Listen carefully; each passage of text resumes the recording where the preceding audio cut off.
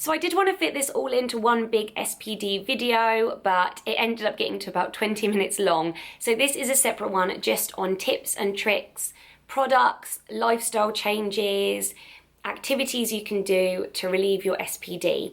I'll link below my video on my experience of my SPD, which just basically talks a little bit more about what SPD is, why it happens, how it affects you, and yeah, how it affected me.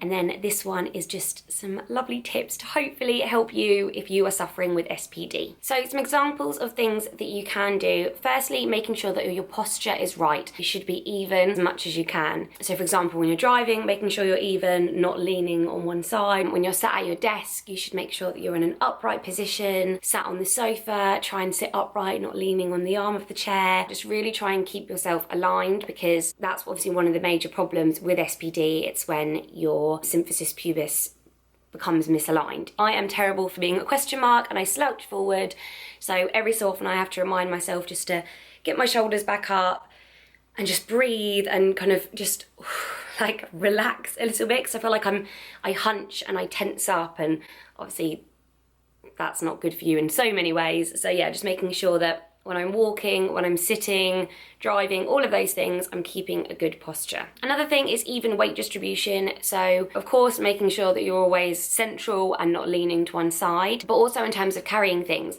Don't always carry your handbag on one side. If you can, get a backpack, get someone else to carry your bag, but if not, then just try and like shift sides as much as you can. With your child, try and carry them on the front or on your shoulders or on your back rather than always on one side. Jasper is always on my left. I try not to pick him up as much as I can now. I'm trying to promote a bit of independence with him, like going down the stairs by himself and doing things by himself, but of course they need to be picked up. When food shopping, try and take a trolley instead of a basket, so you've got everything in front of you. If you do need to do things like hoovering, just try and switch arms. Just try and keep things as even as possible. Another thing is try and avoid carrying things that are too heavy. Like I said with your toddler, try not to carry them if you can. Use a trolley instead of a basket, and just be really, really careful. You know, if the postman delivers you a heavy box, ask them if they can bring it in and put it on the floor for you. If your husband offers to carry the bags, say yes. Another thing is avoiding repetitive movement, things where you're kind of pushing forward on your hips. So hoovering, mopping, using the lawnmower. Pushing a trolley and a pushchair I know is better than carrying a child, but if someone else can do it for you, then that's so much better. Or if it's only short distances, it's fine, but just be careful if you are kind of pushing something really heavy, because it will have a negative impact on your SPD. The next thing is don't sit down for too long.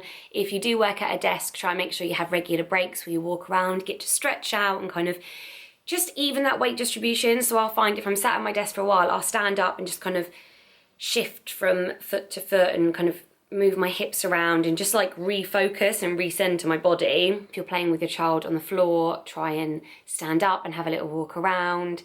At the same time, you need to take a load off. You don't want to be standing for too long. So there are certain activities that are better to be done sat down. For example, tying up your shoelaces, just putting your shoes on, shaving your legs in the shower, applying moisturizer to your legs, even getting dressed, like putting your pants on and socks on. Try and do it sitting down, because the movement of lifting your leg up, that can sometimes hurt. I found in the beginning, not so much now, but I would have a popping sensation and it would feel like my hip had just popped out. I remember being in the shower and I lifted my leg to shave my leg and I had to like hold on to the shower and I was like, B, I think my leg's popped out. It hadn't, but yeah, it felt like it. The last kind of lifestyle adjustment that you can try is keeping your legs together. So for example, when you're getting in and out of bed, when you're getting in and out of a car, try and keep your knees together and move your legs at the same time rather than separating, like doing one and then the other, because that can be something that's painful and can just make it worse. So it's a hard one to remember, but once you've started doing it, it's just kind of an automatic thing that you just, as if you're wearing like a skirt and you don't want to flash anyone, just pop them together. So next up are some things that you can try, like actual kind of activities. The first one is yoga. I am going to do a separate video on this because there are different poses you can try and this video is getting very long already. Speak to a yoga instructor or make sure that you're searching for specific SPD yoga poses, because there are a lot of yoga poses at the class that I go to that my instructor will say, like, Jess, you can't do this because you've got SPD. And sometimes I think, oh, I'll just try it. and afterwards it really, really hurts. Next thing is seeing a physio. I haven't actually done this yet, but it's something that people have recommended to me a lot. You can get one on the NHS or you can go private, because NHS can take forever sometimes. It's definitely worth going, even if you just go the once and they tell you the kind of movements to do, and then you can just do it at home every day, and then at least you're not kind of paying or having to go regularly to see someone. Okay, the next thing is swimming. For me, I feel really, really weightless when I'm in the water, and that can be so relieving when you have got SPD and you've got this kind of hip pains and you just feel uncomfortable. The only problem for me is I like to do breaststroke, because I'm just not very good at coordinating my arms over my head and breathing and going underwater and stuff. But they do recommend avoiding breaststroke, because the way that your legs move, like your hips open out rather than just going like this. So for me, I just do short bursts. So I'll do like 2 lengths and then I'll stop and rest, 2 lengths, stop and rest.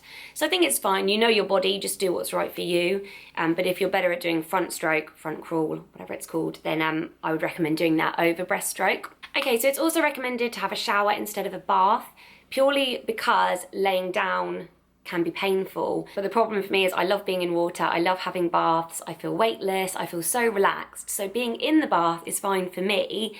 It's when I get out of the bath, the weight just hits you, then I feel uncomfortable. So I would definitely say, yeah, have a shower instead of a bath, but I'm not very good at sticking to that one because I love my baths. Next up is practicing pelvic floor muscles. This is something that everyone should do anyway, whether you're a woman, a man, pregnant, not pregnant. That's definitely something that will help to strengthen your pelvis area. So next up, I'm going to share some of the products that I'd recommend using.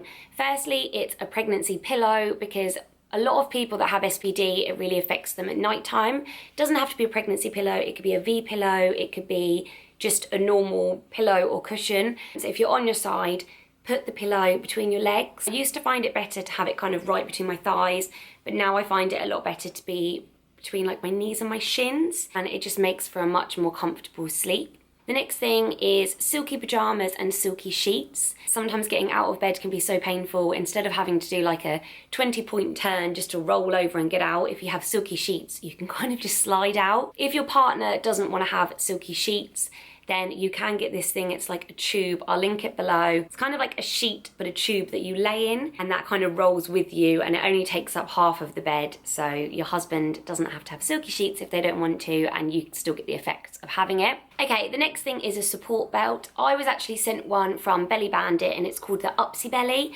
and it's something that you can use while you're pregnant to support your bump and just kind of, it's a tough material, but it's got stretchy qualities, so it gives you that support and feels like it's holding your bump, and it's not letting the weight fall down on your hips. I do feel like it helps when I'm standing and walking around, but obviously when I'm sleeping and laying down, I still get those pains. Also taking magnesium, because magnesium deficiency is a major cause of muscle and joint pains during pregnancy. So milk of magnesium is really good, and so is bathing in Epsom salts, because that increases your magnesium levels and apparently helps with morning sickness. So it's a double whammy, that one. Another thing is crutches.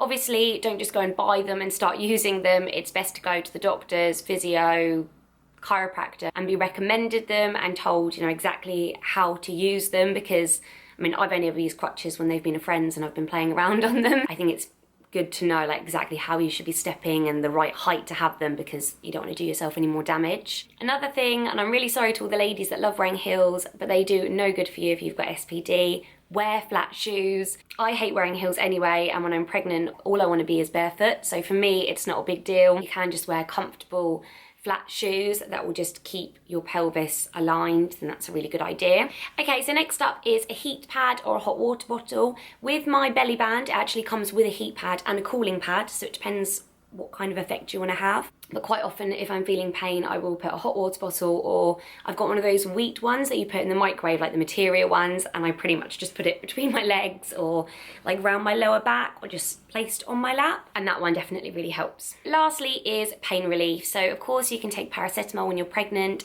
Make sure that you're taking the right amount. If you're in just a little bit of pain, that can help. And also a TENS machine. So I thought you could only use this when you're in labour, but no, it's not just for that. It can really, really help if you are in pain. Obviously find out the right way to use it, maybe speak to your midwife before, but that is something that I have been recommended, and if I hadn't found relief in other ways, I would definitely be investing in one of those now. So those are some of the ways that you can relieve your SBD pain. The main ones that I use at the moment are my belly band, my pregnancy pillow, and just adjusting my lifestyle, so my posture, my weight distribution, not carrying too many things, not sitting down for too long but not standing for too long. Yeah, I try pretty much most of the things that I've just mentioned. I really hope this helps. If you've got any other ideas or experiences or tips or anything, please do leave them below, because I find whenever I post about it, other people like on social media will give their advice, and then other people will read that advice, and it's like a community, isn't it? It helps everyone. Please don't forget to comment below, hit like if you found this useful, and subscribe if you haven't already. Thank you so much for watching, guys. Bye!